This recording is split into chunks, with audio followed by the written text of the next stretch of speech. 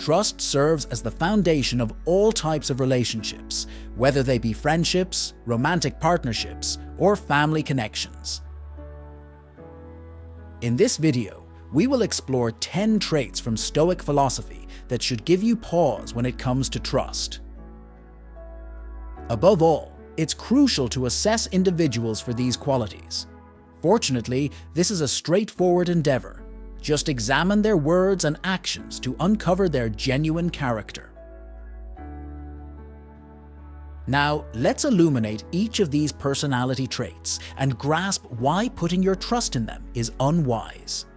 Prior to moving forward, please make sure that you've subscribed to the channel and turned on the notification bell to stay updated on all our videos. And as is our constant encouragement, strive to be the finest version of yourself. Let's now turn our attention to the first category, which is narcissists. When it comes to dealing with narcissistic individuals, the Stoics advise us not to allow their behavior to disturb our inner peace. Maintaining a sense of indifference toward their self-centered actions serves to protect our mental serenity in the face of their vanity. Consider this. If someone consistently talks about themselves and rarely takes others into account, their reliability is questionable at best. Their focus is primarily on themselves, consistently prioritizing their own needs. Regardless of their identity, placing trust in a narcissistic individual is a risky proposition. They prioritize their self-image above all else, often at the expense of others. This compulsive need for self-admiration can drive them to extreme measures to maintain their desired facade. They are the type who frequently shift blame onto others for their own mistakes, so exercise caution when dealing with those who excessively self-promote and impose their opinions without listening. The second group consists of gossips. Stoicism provides guidance on how to deal with gossip and hurtful words. It emphasizes the significance of not attaching excessive importance to the opinions of others regarding us. If someone is prone to divulging secrets or disseminating information about others, they are likely to engage in similar behavior towards you, talking about you behind your back. Relying on gossip is a mistake, as their inclination to share information is motivated by personal satisfaction rather than discretion. The third category consists of individuals who continuously elicit annoyance. In the realm of managing vexatious or manipulative people, Stoicism encourages self-examination. Instead of responding emotionally, we can take a moment to contemplate how our own perceptions and reactions influence the situation. While it's natural to become impatient during challenging times, it's a distinct matter when you consistently find yourself irritated by a specific individual. If someone possesses a recurring ability to incite irritation, they are likely accomplishing this through subtle provocations, subtly planting seeds of doubt in almost imperceptible increments. Be cautious of these subtle tactics. If someone persistently vexes you, it's because they are covertly prodding you with their words and actions. The fourth category comprises individuals who exhibit indecisiveness. Stoicism advocates concentrating on what falls within our sphere of control, our choices and behaviors. Placing trust in someone who habitually vacillates in decision-making presents a questionable proposition. How can one depend on an individual who grapples with defining their life's path? Their unreliability stems from an underdeveloped and unstable personality. Entrusting an indecisive person is akin to giving a child a sharp tool, a perilous and uncertain endeavor.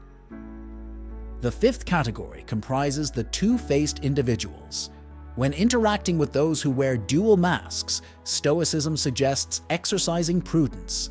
Rather than obsessing over their deeds, we should concentrate on cultivating virtue within ourselves. We have probably all come across individuals who seem amiable in person but engage in backbiting. This conduct extends to others too. expect to encounter derogatory remarks from these two-faced individuals. When you discern such behavior, it's advisable to promptly distance yourself from the relationship. Do not allow the chance to gain mastery over your emotions to elude you.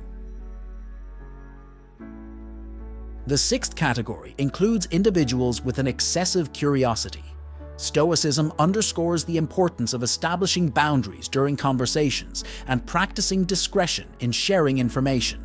It's important to exercise caution when dealing with individuals who possess an unquenchable thirst for knowledge, as it can result in the inadvertent exposure of sensitive information.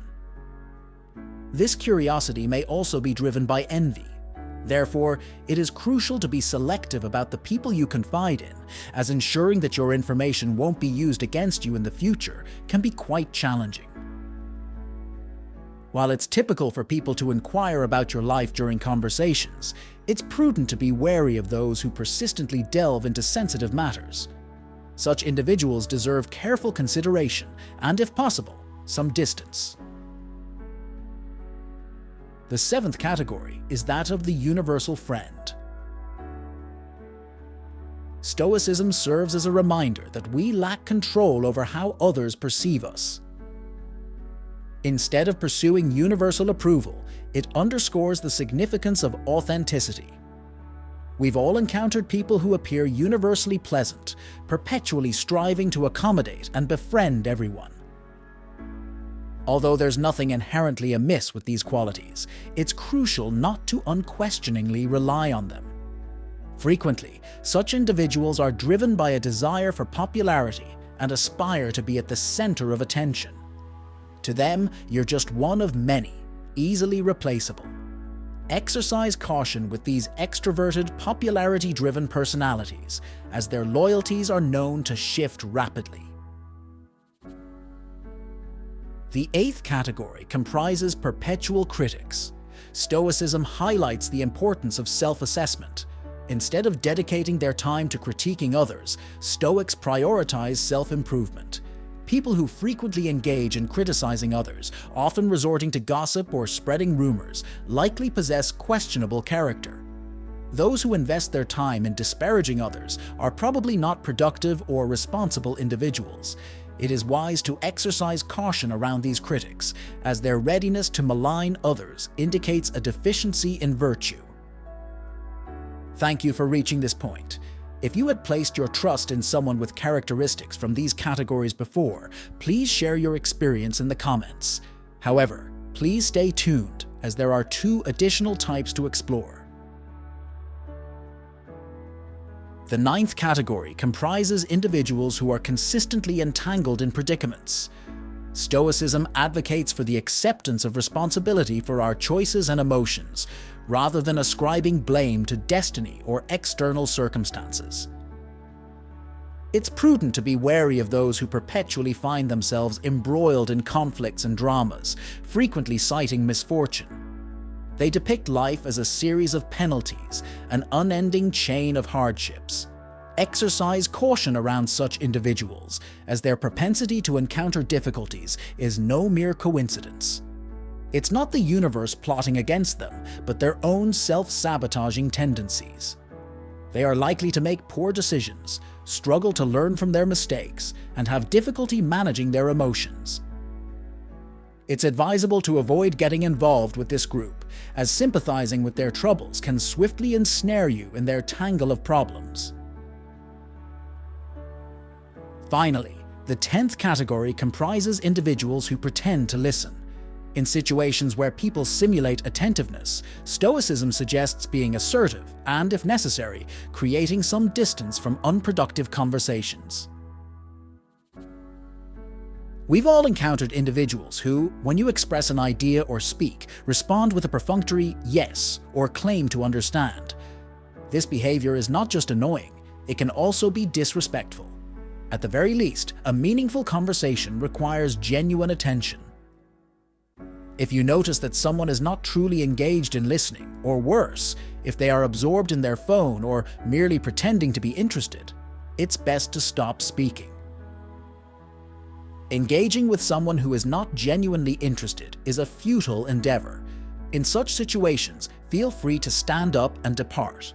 You are not obliged to spend time with someone uninterested in your thoughts. To sum up, the examination of these diverse individuals imparts essential insights into nurturing genuine and significant connections. Through the incorporation of Stoic principles, we gain the ability to safeguard our inner tranquility, nurture moral excellence, embrace authenticity, and exhibit self-discipline during difficult circumstances.